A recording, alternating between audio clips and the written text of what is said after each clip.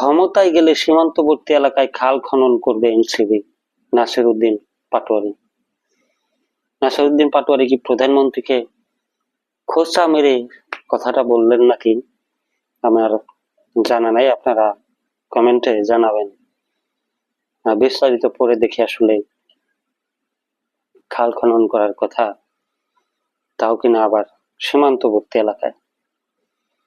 আমরা সরকার গঠন করলে সীমান্তবর্তী এলাকায় অনেকে রোড বানায়, আমরা এখানে খাল খনন করব, যাতে খন্দকের যুদ্ধের মতো যাতে কেউ ওপার থেকে এপারে মাদক পাচার করতে না পারে, যাতে বাংলাদেশের যুব সমাজ নষ্ট না হয়, এমনটাই জানিয়েছেন জাতীয় নাগরিক পার্টির মুখ্য সংগঠক নাসিরউদ্দিন পাটোয়ারি।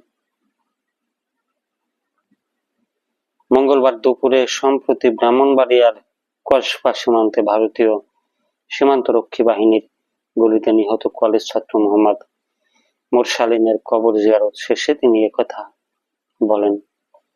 সীমান্তের দিকে লং মার্চ দেওয়ার হুঁশিয়ারি দিয়ে এনসিপির এই নেতা বলেন, সীমান্ত হত্যা যদি আরো বাড়ে এবং সরকার যদি কোনো উদ্যোগ নিতে না পারে, তাহলে আমরা সীমান্তের দিকে লং মার্চ দেব, বাংলাদেশের মানুষকে সঙ্গে নিয়ে সীমান্তে যাব, দেখি কে আমাদের ঠেকায়।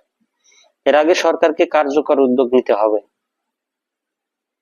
এ সময় অভিযোগ করে নাসিরউদ্দিন বলেন, ভারত সীমান্ত ঘেঁষা এলাকায় মাদক উৎপাদনও ৫-৪ বাড়ছে, যার প্রভাব বাংলাদেশের যুব সমাজের উপর পড়ছে।